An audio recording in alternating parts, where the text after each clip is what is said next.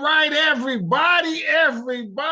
I mean, all you beautiful people out there that's watching me on Strong Inspirations. And let me tell you, I'm excited that you are.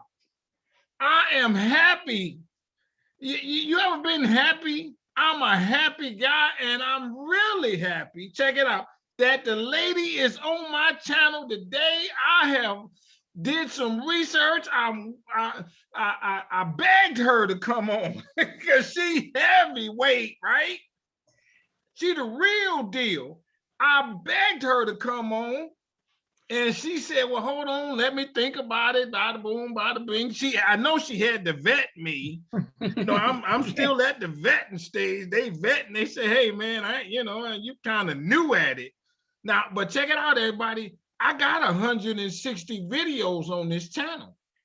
That's right. And my subscribers is up. I got people that's watched, thousands of people have watched the video. This thing is moving. This train has left the station. Right. And you know why it is? Because it makes sense. All that I do for the most part is I find these intelligent people like the lady coming on the channel, and then they already got the topic, so we ain't got to go through. You tell me what you want to talk about, so I ain't got to go through that. And then I tell you, the hard part is, and it's not hard, I try to come up with some intelligent questions. I try to come up with the kind of questions that I think you would want me to ask. All right. So that I do it under the pretense that, hold on, I want to make sure I'm clear for the people like you who want to be clear like me. That's what I'm doing. I'm not going to hold her too long because I know she's busy, but I got a few things to tell you, my friends. How about this? I want 1,000 of you all to meet me in Quindaro, Kansas. I'm having my own festival. That's right. In 2022, May 27th through the 29th in Quindaro, Kansas. I had never heard of Quindaro until I interviewed a guy by the name of Anthony Hope, who is from there. Check it out. His great-great-grandfather was enslaved, right, in Missouri. Missouri and Quindaro is separated by, at the time, a very small piece of water, the Missouri River. And when it froze, they walked across the river to get in Quindaro. His great-great-grandfather did that. Mr. Charlie came over there looking for him. He said, "Man, I ain't going back, man. So you need to just walk yourself back over that water." And the guy did. My man was so tight, he then opened up a business. I'm so that I was impressed to hear this story. I said, I got to go down there. Nice. I got to see this for myself. And I'm doing 2 of these next year. So I want y'all to come down. I'm putting all the details together, and I'm telling you, it's going to be tight. We're going to meet you at the airport. We're going to meet you at the hotel. We're going to have a welcome center, and things are going to run well as best I can. You know how it goes. The other people, you got them involved and so on and so forth. But we're going to make sure that it's going to be tight for you so that you enjoy yourself. I've gone global with this thing. I got people out of Australia, South Africa, London, Ireland. This thing is hitting. And the lady on the channel gonna knock it out the box. I know she is. If you don't like no other video, you must like this one. And then tell somebody. She gonna put it on you. Watch. She's sitting there. She waiting. She patiently. I got 2 more things, a few more things to do. I want you to hit the subscribe button on the channel. I want 5,000 subscribers in the next 3 months. And it's free to subscribe. And it don't ask no information. What it does do, I must admit, is it let me know you like me. That's what I'm asking. Just tell me how I like what you're doing, my man. So hit the subscribe button, hit the like button on this video, hit the notifications bell. I'm putting 3 or 4 videos up a week. And tell somebody about Strong Inspirations. If y'all know, I'm real serious about Black history. I did a documentary. I took 2 years of my life to do this film on the rise of Black business in America is streaming on Amazon, and I am soon to have it up on Tubi and some of them other sources. Nice. I will let you know when that happens. I took it to 40 cities on my own dime. I went everywhere. I was showing them in churches and basements and everything. All right. And they showed it in London. They didn't pay for me to come, so I didn't make it. But nonetheless, my movie was there. And they had a good time in London. And I will go eventually because they're talking about me over there, right? Watch my movie. And then the other thing I really want you to do, my friends, is read my book. I'm this serious. This is a book that I wrote about the rise of Black business in America, similar to what the movie does, but it's more thorough, more facts. It's 204 facts. The last fact is about Motown, which was an incredible feat of that brother who was a plant worker and changed the entertainment scene on the world stage, and still them people playing them records. I still like me some Smokey and some Temptations and some all them groups. You know the names. I put it in my book. Very thorough. One guy sent me a message. He said, man, that's the most comprehensive, easy to read book I've ever got. One lady told me she carries it in her purse because it is small enough for that. And it's thin enough because I ain't no big reader. I ain't like this lady. This lady, she writing dissertations and things like that. Read, she got books behind her. She can recite the pages in the books. She that smart. I might not be that smart, but I follow through, right? So read my book. It's very reasonable. It's on my website, businessintheblack.net. And how about two more things on the book? If you read my book, you don't learn nothing new, I give you money back. How about that? A money back guarantee on my book. You never heard that before until you come here, but I'm that confident. And every 10th book I sell, I donate one to a school because I didn't know that there were slaves who had businesses. I'd never heard that. I might have been asleep on that class. I don't know what it was. And when I heard that, I flexed up. And I found one guy, he'd be worth $4.2 million a day in this 1800s. I found one guy that'd be worth $20 million in the 1800s. You need to read. If you're in business, if you're not in business, if you like people who are in business, read my book. One more thing, my friends, and I know she's waiting. Hold on, my sister. I got to tell you this, is that I use that word strong a lot. Everything's strong in my world, and I just like it. I always have for a bunch of years. Strong stands for strength, tenacity, resilience, and a sense of oneness, nobility, and grace. And that's my introduction to the lady that's coming on the channel. She is strong, sister, I can tell. Come on now, introduce yourself. Let's get it on. I thank you for coming on Strong Inspirations. Thank you. My name is Nimata Blyden. I am a professor of history and international affairs at the George Washington University here in DC. I'm assuming Mr. Brogdon has brought me on to talk about my book. Yes, I am, but hold on one more second. I got to talk about you. Because now, where are you from? The age-old question. It's complicated. So the simplest answer is I was born in Worcester, Massachusetts. That's where my mother was from. But my father was born in Sierra Leone, West Africa, and I grew up in Sierra Leone, in the Soviet Union, and in the United States. So I'm from everywhere. I'm from the diaspora. How about that? That's the simplest answer I can give. So you remember being, being born in Africa? No, I was born here. I was born in Massachusetts. Okay, but I grew up in Africa. When I was born, my parents were living in Nigeria.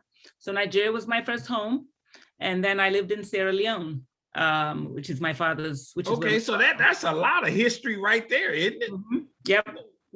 Okay, we got to go for this just a second. I ain't gonna get too personal. What's it like growing up there? What does that mean?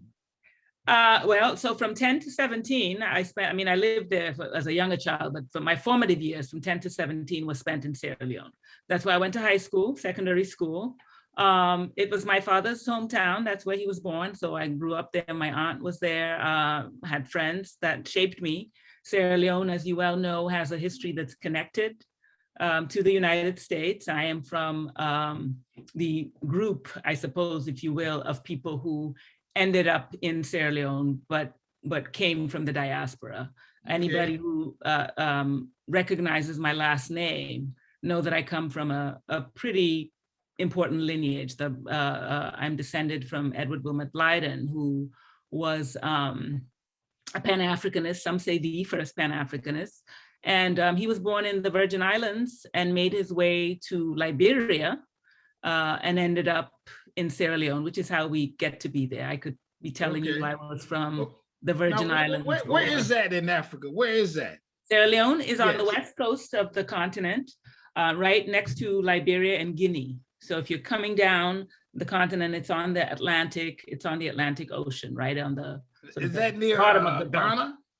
A little bit up from Ghana. Okay. So if you keep going down from Sierra Leone, you'll get to Ghana, but Sierra Leone is further up than the West African. Is that English speaking? It was a British colony, so we are English speaking. Yes. Did you go to an all-black school? I did. My secondary school was an all-black school. It was a school that was originally founded during the colonial period because Sierra Leone was colonized, and it was founded by white missionaries. But by the time I attended, as you can see, I'm a young woman. Yeah. But by the time I attended, all my teachers were African teachers, Sierra Leonean teachers, to be exact.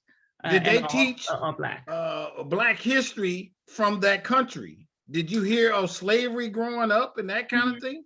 Honestly, no. I'm sad to say, I did learn African history, but we did not. When I was towards the end of my secondary school education, I had teachers who taught African history. But I can say, no, I did not learn about slavery and the slave trade. Not in Sierra Leone. No, not when I was in school there. Did you hear, okay, do they at least teach whatever Black history stories they have in that country? We do. We learned about the history of Sierra Leone, and we learned about the history of Africa. I had my history teacher in my final year of high school was actually a professor, Dr. Akintola Wise, who was a professor of history at the university. And he would come down and teach us history. So I learned South African history, West African history, East African history from Dr. Wise.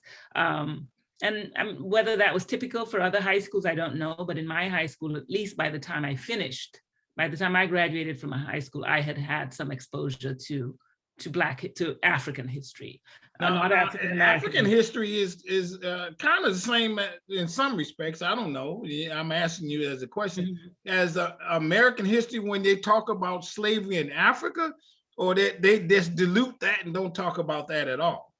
We did not learn much about that. Not when I was going to school. I think now there's more awareness, and I think that schools in West African countries, and I can only speak for West Africa, are teaching that history now. But when I was going to school, I learned about Shaka Zulu. I learned about kings and empires in Africa, but I did not learn African American history.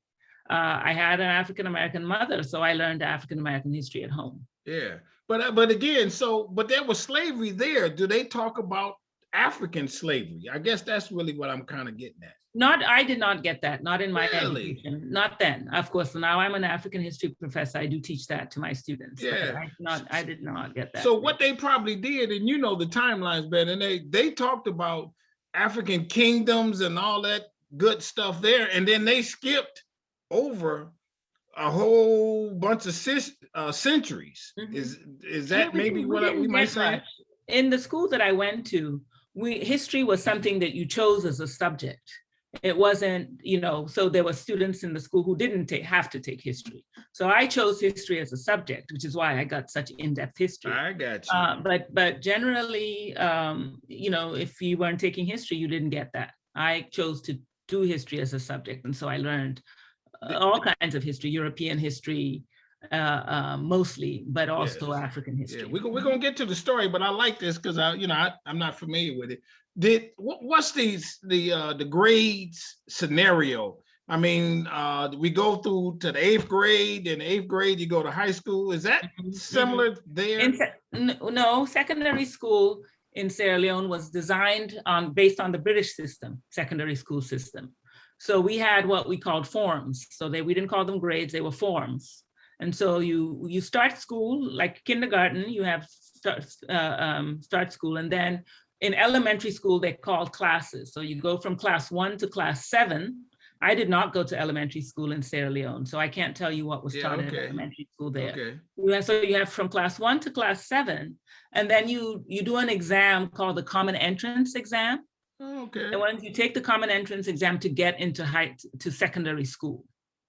And you might be how old getting into high school? Getting into secondary school, I was 10. So 10, 11 is when secondary school starts. Which is different than it is in America. You're like 14, I guess. Secondary school, then you go secondary school. So secondary school starts at Form 1. So you're 10, 11, Form 1. You go Form 1, Form 2, Form 3, Form 4, Form 5. So by the time you finish Form 5, you're about 15 or 16. And then you can leave school at that time, at Form 5, or you can go to Form 6. And you have lower sixth form, and upper sixth form. And at that point, by upper sixth, I was 17.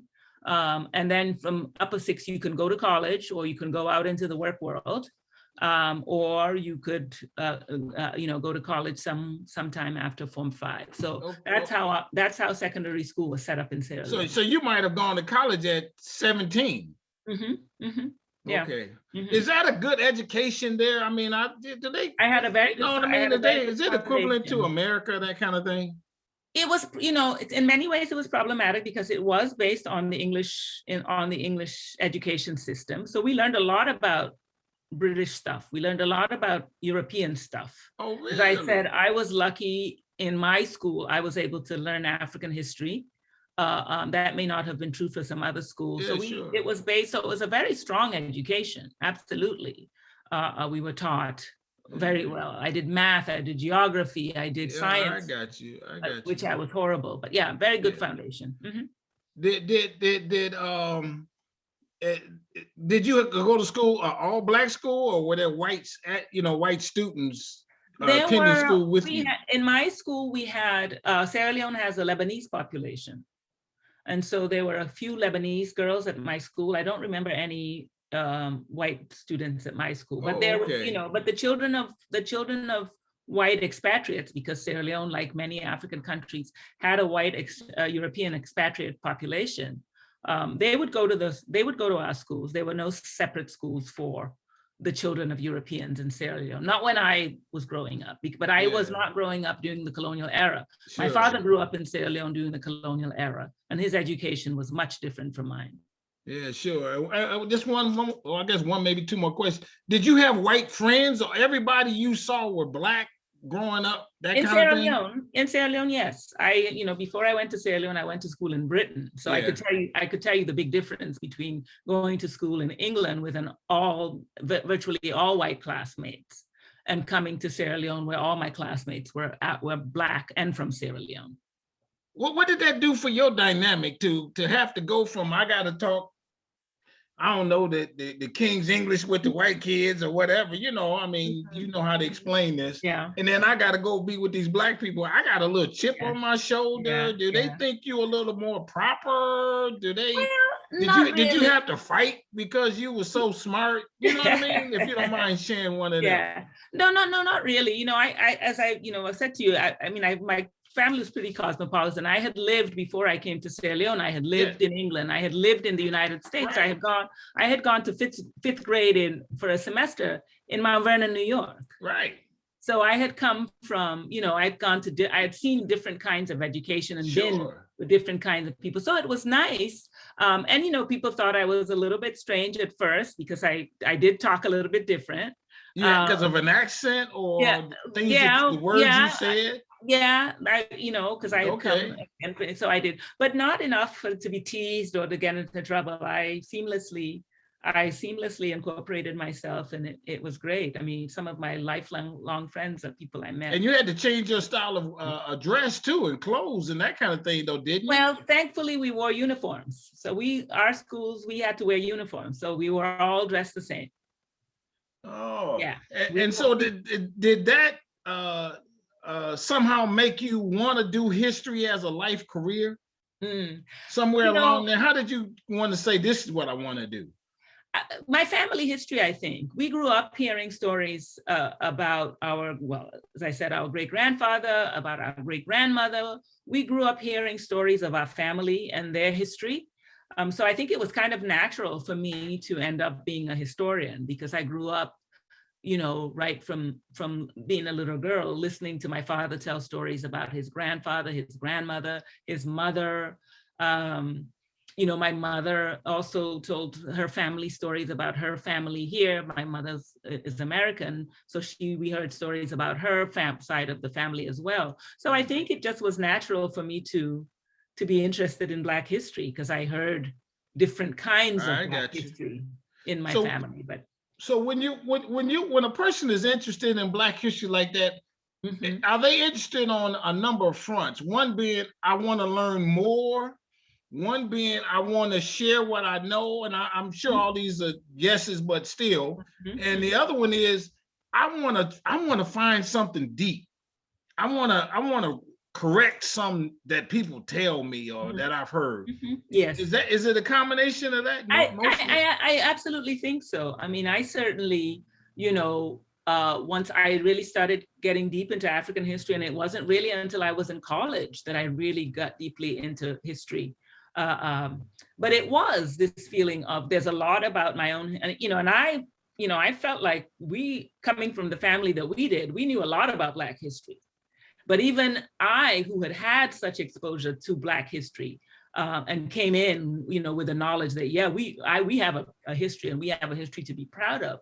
Even I, who had had that exposure, once I started learning more about Black history, was surprised at how much I didn't know. And that certainly was an impetus for me to say, well, this is what I want to do. I want to also, expose people to and then you have a particular expertise that you focus in on. And that's what you use for your dissertation. And because when you study history, like say get your master's and doctorate, you have to most people take a particular area that they want to say, this is what I want to do more than others. Is that's correct? Yes, yeah. And my area of interest has always been the connections between Africa and its diaspora. So my dissertation, which is my first book, looked at West Indians, people from the Caribbean, Black people from the Caribbean, who ended up in Sierra Leone as part of it was a part of a British colonial policy. But I looked at West Indian people, Black people from the Caribbean, who were brought by the British colonial government to take up office within the colony of Sierra Leone, and how they influenced the population there. And then my second book, which came out 2 years ago, and my African Americans in Africa book, looks at the long relationship that African Americans have had with the continent of Africa. So that's been my particular interest, is looking at connections between Africa and African Americans, Africa and people from the, Black people from the diaspora. What kind of ways have people from the diaspora, African Americans, Caribbean, in what kind of ways have they engaged with Africa? How Africa has featured in their history, their lives, their imagination, all of those kinds of things are questions that interest me in my work. Now, what does the diaspora mean? What is that? So we talk about the African diaspora. Diaspora is a word that originally was used for the Jewish context. And I mean, literally it means scattering. So the scattering of the Jews out of Israel was the original sort of way that was used. When we attach African to the African diaspora, we look at the sons and daughters, the people of Africa who were scattered, largely, of course, as a result of the transatlantic slave trade to various parts of the world. So that's what diaspora means. I mean, literally a scattering of, in this particular case, a scattering of Black people or African descended people. So what happened? Okay, and let's talk about, you know, maybe one of the stories per your book. What happened? The Africans were in your country. They then had to go to the West Indies. They sent them to the West Indies and then back again. What's the story? The transatlantic slave trade, of course, resulted in us being where we are now, right? Resulted in African Americans being brought to the United States, resulted in African descended people being brought to Brazil, resulted in Black people brought to the Caribbean. So the West Indies, or as I called it then, but the Caribbean has a population of Black people, African descended people. And these people, in the case of my study, I was looking at Blacks who were no longer enslaved, they were free. Just as we had a free Black population in the United States, Caribbean islands, Jamaica, Dominica, Trinidad had a free Black population. And it was from this pool of Black people that the British government, because the British colonized those spaces as well, Jamaica was a British colony, Trinidad was a British colony. And the British, in trying to craft policy in West Africa, or for my particular case, Sierra Leone, decided that the climate in Africa was inhospitable. People were, Europeans didn't want to go to Africa. They were afraid of dying of disease. So let's bring Black people from the Caribbean, in this case, to go to govern, to go work in our colonial. Now, what's the time frames we're talking about? Mostly? I looked at between 1808 and 1880. So the early to late 19th century. So it's a policy they adopt. And over those years, Black men came to hold, so at one time, the governor of the colony was a Black man. The chief justice of the colony was a Black man. Of the colony of where, though? Of Sierra Leone. Okay. Colony of Sierra Leone, because it was a British colony. Okay. Remembering. So they let a Black guy get in charge. Right. Remembering we're talking about, a time when Africa is colonized, right? So Sierra Leone is a colony of England in the time period between 1808 and 1880. Okay, let me ask you this then. They put them on ships to get to Jamaica and the West End, and then they got back on ships to go back to Africa. Yeah. Mm-hmm. Yeah. And we talk about the Back to Africa movement in a variety of ways. Mostly when we talk about the Back to Africa movement, we talk about Liberia, right? Most Americans know about Liberia. Hold on, let me stop you there, because I don't know. Maybe some of them don't. Give us a 2-minute blurb of that. That's how I got to Back to Africa, if you will. The Back to Africa movement was basically a movement that was spearheaded by an organization called the American Colonization Society. It was founded in 1816 with the idea that it's a controversial organization depending on who you were. And they were in America. In America. Okay, now everybody. It was founded by a white man from New Jersey. And the argument that he made is just some guy who said, this is what I want to do. He's a minister. And he says, free Blacks, right, in America are not getting a fair shake. They're treated badly. Let's give them an outlet. Let's give them somewhere to go. Let's encourage them to leave. So this is a policy that's targeting not all Blacks in America. Let's be clear about that. The American Colonization Society is targeting free Blacks. You have a free Black population in this country in the period after, the Black North, after the War of Independence, is a free Black, but there's also free Black population in pockets of the South. Sure. Who, if you have a thriving free Black population, you've told that story of thriving free Blacks, and how do you maintain slavery? Which is often based on the idea that you can't fend for yourself, you need us to take care of you. How can you sustain that argument when there's a thriving free Black population? So in many ways, and I'm simplifying, but in many ways, the American Colonization Society was this organization that says, you free Blacks, not getting a fair shake, facing racism, let's offer you a place to go. And so they offer them this place that becomes Liberia. That's the history of Liberia. And so they said, hey, we want y'all to meet us at the dock at 6 o'clock in the afternoon. Essentially. what dock? Where did the boats dock at? They left from different places. My ancestors. So I have ancestors I talked about Mike Blyden, who came from the Caribbean, but I also have ancestors from Tennessee and Virginia. So my Tennessee and Virginia ancestors, they left out of the Virginia, but perhaps Baltimore, port cities, largely in the Northeast is where they would board ships to sail. They didn't get enough of them boats, huh?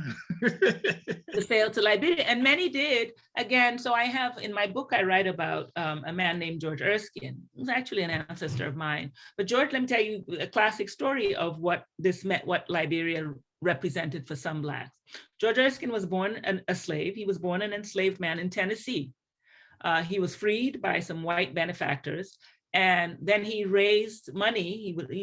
He took up preaching. So he would travel around preaching to raise money so he could free his family from slavery. Okay. He raised enough money to free his wife and his children. I think he had 5 or 6 children, raised them, freed them. And immediately, this was in 1829, 1830, they got on a ship and went to Liberia. Now, they're not packed on the ship like they were coming, though, I don't think. No. And the argument that he made, right, for leaving is, I want a better life for my children. I'm not getting it here where I'm under racism, I'm facing discrimination. I'd rather go to the unknown than stay here and face the indignities. Okay, a couple questions on that though. How did this guy who started this get the word out to people, the free people, that this is an option? The American Colonization Society had chapters all over the country, really, essentially. They were Southern chapters, they were Northern. So they would see a free Black, heard a guy free, and give him a piece of paper and say, hey man, I got an idea for you. And some slave owners use that as a way to emancipate their enslaved. So, many Southern states had laws saying, you couldn't free a slave. But after the American Colonization Society was formed, we have examples of slave owners freeing their slaves under the condition that they had to leave and go to Liberia. Oh, really? So enslaved people, newly enslaved, also made their way to Liberia. So not just Blacks who had been free, but there were Black people who were expressly freed for the purpose of leaving to go to Liberia. You can't free you in Virginia, can't stay in Virginia. If we free you, you have to go. Is there a title of that not transaction, but of that voyage? I know there's a thing called the Middle Passage. What is that called? The history of the American colonization is well documented. The papers at the Library of Congress. So you mean if there's a name? Is there a move that migration? Is there a name to that migration when they went back? in the literature we talk about it as emigration, right? Oh, Black really? emigration, or we talk about it as the quote unquote the Back to Africa movement. I mean, it's not literally, it's the idea. That's what I'm asking. Yeah, right. Yeah. So it's not literally back to Africa, because many of these people were born American born.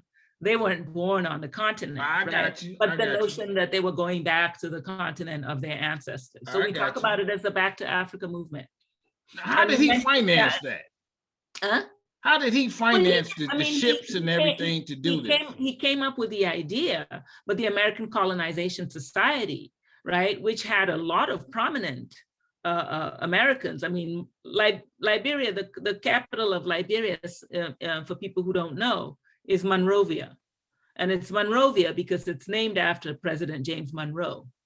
Really? So Monroe was a member of it. So they were very prominent. So they donated money to say, this is how we're going to get them out of here. Who were part of the American Colonization Society. Really? Absolutely. So it was which is why I said the American Colonization Society can be controversial. Many scholars have examined the American Colonization Society as a deportation scheme, as a way to deport free Blacks. And in many ways it was, even though somebody like Erskine takes advantage of it willingly to go. But it was in many ways a deportation scheme, a way to get rid of free Blacks. Okay, do they have an idea of how many people made that trip under this program? Over the years that the American Colonization said, I mean, no more than 20,000, if even that. So the number was small.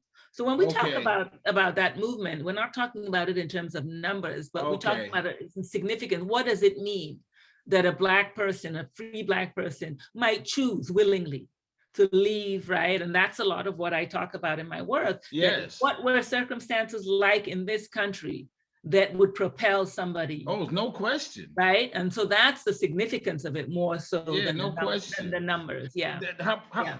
Didn't W.E. Du Bois have a concept like this too? A back to Africa concept? Was Marcus Garvey did. Marcus Garvey, Marcus right? Garvey Okay, did. now Absolutely. what was the difference between his and this one, maybe? Well, I mean, and Garvey was not the first proponent of the Back to Africa movement. So somebody, let me, and I'll get to that question. Yes. But let's take somebody like Martin Delany, right? Martin Delany was an emigrationist. He was a proponent of the Back to Africa movement. There were He's a Black guy.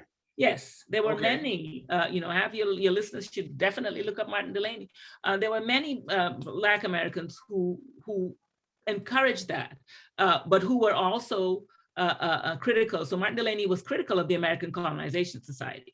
He was not interested in the American Colonization Society's movement, but he encouraged emigration, right? So there were Black-led initiatives, if you will, of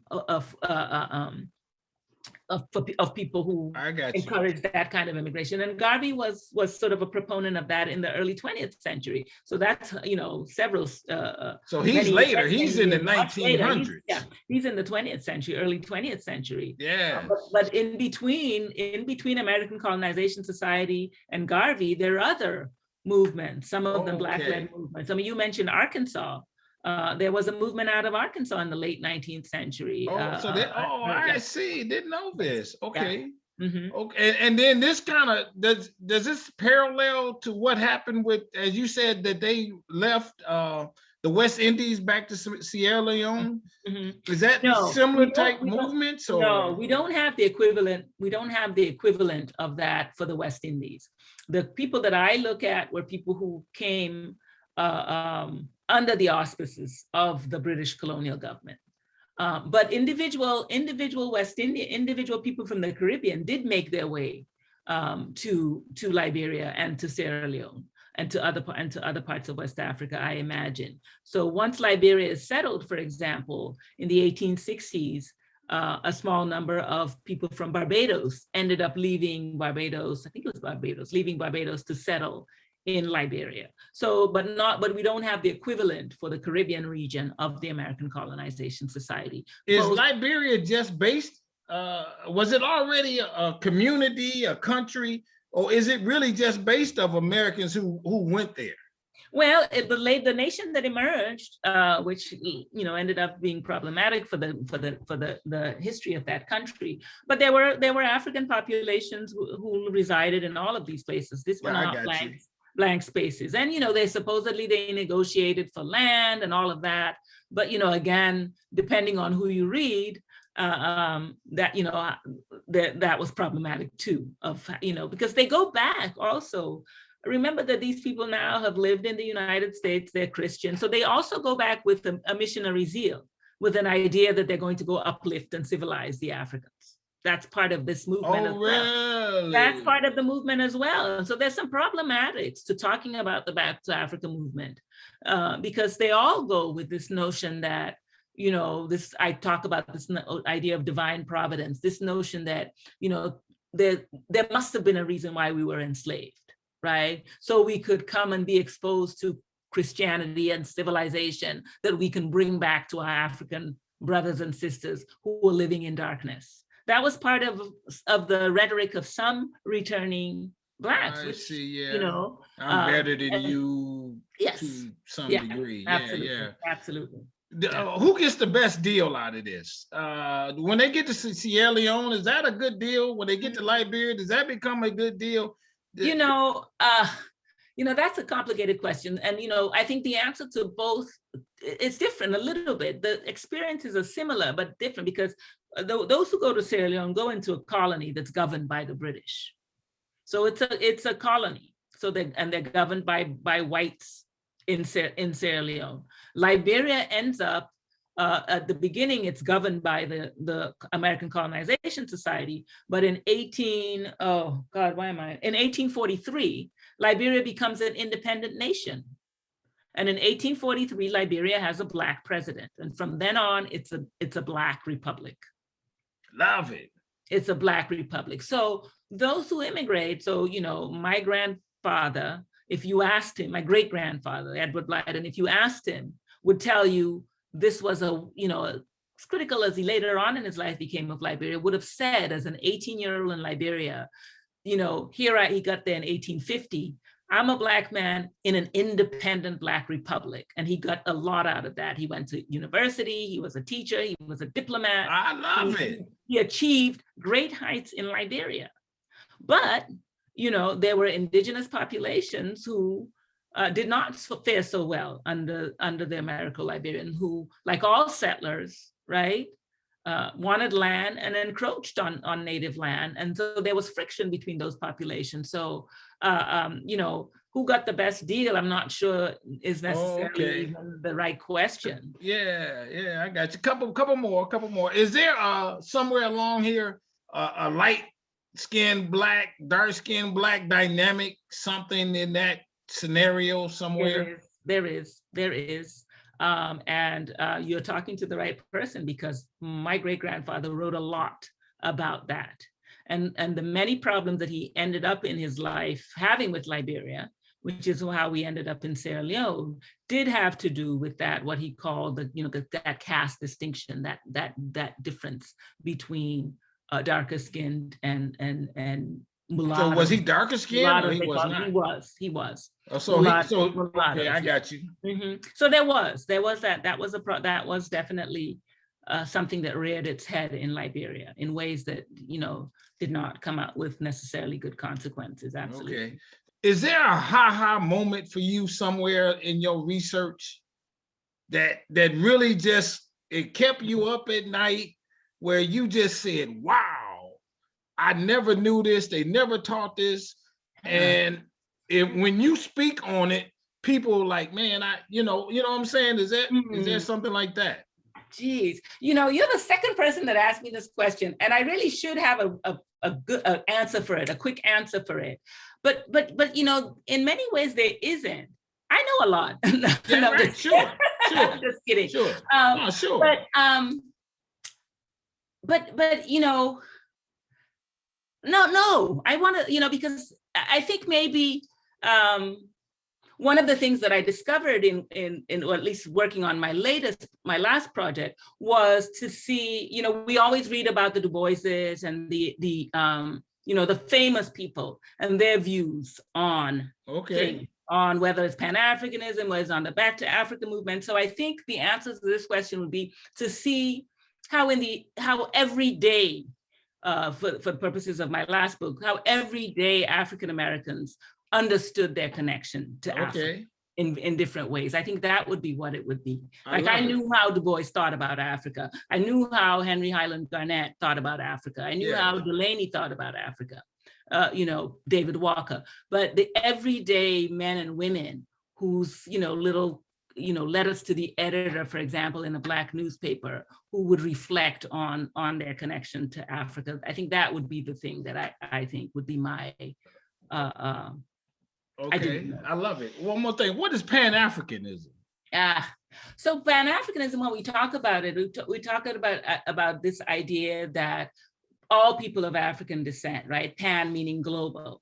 All people of African descent are connected in some way through their connection to the continent of Africa. It's much more complicated than that. There's the Pan-African movement, right? Which was a series of conferences that were organized by W.B. Du Bois, bringing people from all over the African world, Africa, the Caribbean, the United States, to talk about issues, and this was in the early 1900s, to talk about issues that were relevant to Black people globally. So when we talk about Pan-Africanism, we talk about this notion of that there are concerns that people of African descent globally have. I got you. Yeah. Is there a question that I have not asked you, and do you have pictures of your book that you can show us? I do. I can. And how do we learn more about you? Websites, so on and so forth. I can be Googled. These are my books. This is my first book, which was based on my dissertation, West Indians in West Africa. And this is the book I'm very proud of. It came out in 2019. It just came out in paperback this year, African Americans in Africa, A New History. Both reasonably priced, the paperback and the hardcover of African American. And I can be Googled and quite easily. Sure. Well, hey, everybody, we can keep going because we're covering in what we've talked about. How many years? 300 years or a lot? Yeah, a lot. 400. We're actually going back to at least the 1600s or even earlier. Yeah, somewhere around there. I'm happy that I got to chat with you because I'm very much interested in having people think through their history, right? So I'm working on a family history now. So our history, is there's much more that we can talk about with respect to our history. And so I'm always happy to talk about the things that I know, and I don't know everything. Sure. Talk about the things that I know to pass on to people that, as I said, my love of history started with my family's history, right? And so we all have family stories that we can tell that elucidate, elements of the Black experience. Sure. Yeah. Well, I thank you so very much for coming on the channel. We didn't even ask any questions about living in Russia. I know that had to be a whole different dynamic. It was interesting. We can get back at that because I would like to find out and have somebody come on the channel and talk about Blacks in Russia. I mean, there's a dynamic there, isn't there? And there's work that's been done on that. As a matter of fact, just this week, somebody sent me a thing about a documentary. Somebody has done a documentary on Blacks in Russia. So that's an interesting story. Allison Blakely, I think was his name, was a historian who wrote about Blacks in Russia. So there's work that's been done on that. Yeah, we're gonna look into that. The other thing, I guess, and this is this, when we talk about 300 years, you're talking about 20,000 people. That's a small number. I mean, that might at that point only been 3, 4, 5% of the whole Black population. But it is something to discuss. It is, and that's what you've done. You've come up with this minute number of nominal number of something that happened to a bunch of Black people, which we don't talk about much. Which we don't. And again, because it's controversial. So Frederick Douglass was a huge opponent of emigration.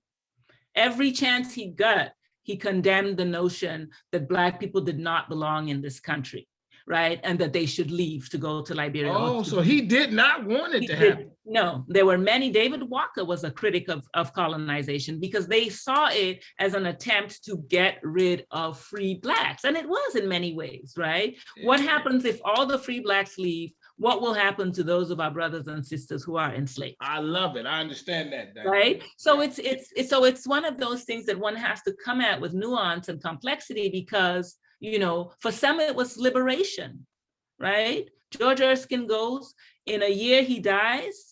Most members of his family die of some disease or the other, but 2 of his children survive. So that wish that he had, that I want my children to be free and be raised, I think he's put it, to raise themselves up to exalted station, that wish came true. His 2 surviving children became, very prominent people in Liberia. So, you can't condemn that. You got me. One more question, and I'm gonna let you go, sister. You can't condemn that. Was there a little beef between Frederick and Marcus Garvey? No, they were not. They did not overlap. They weren't overlapping in time. They did not overlap. Marcus Garvey overlapped with Du Bois, and many scholars have written about supposedly they had beef. But Frederick Douglass was actually a contemporary of my great grandfather Edward Blyden, and so they would have been on opposing sides of that emigration debate because my father was a great emigrationist, believed that the place for Black people was Africa. I love it. And so they had differences. I mean, not public, I mean, they didn't write to each other or whatever. Yeah, I got you. But they didn't have that, but they would have been on opposing sides in that time period. I got you. But Marcus Garvey was later. Yeah. I got you. Well, hey everybody, this is what I do at Strong Inspirations, don't I? Man, I get out the box. I had to stop because I just figured I got to stop somewhere. And I know like I said, it was a lot we didn't cover. And man, I wasn't trying to stump her or nothing. I was just like, huh? I hadn't heard these things. Mm-hmm. And she is an expert on this. She's an expert. I'm so excited she came on the channel. Oh my God. This is good stuff. This is gooder than good Black history right here, because it's all perspectives is what I'm trying to get on this channel. Mm-hmm. And so everybody hit the subscribe button, because you see what I'm doing. It's straight no chaser. I'm just giving it to you and I let them do the talking. I try to come up with some intelligent questions. I want you to like this video if you don't like no other video on the channel. I know you didn't know all the things that this lady had said. This PhD, this dissertation writing, this smart individual who is world renowned is on Strong Inspiration. Like this video. Hit the notifications bell. Tell somebody about Strong Inspirations, would you please?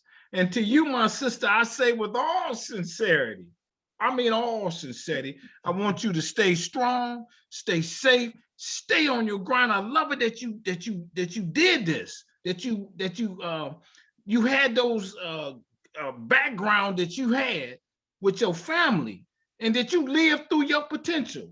They put this potential in you and you hit it out the box and succeeded to such heights. I like that you did that and didn't fall short. And now you are spending your time sharing this with other people, which is a beautiful thing. So stay safe, stay strong, stay on this grind doing this. I love it that you're doing it. Thank you so very much for coming on the channel. Everybody, read my book, read her books. Read her books. And with that, I'll say bye-bye. We out. Thank you. Thank you, Anthony. Thank you. Bye. Bye.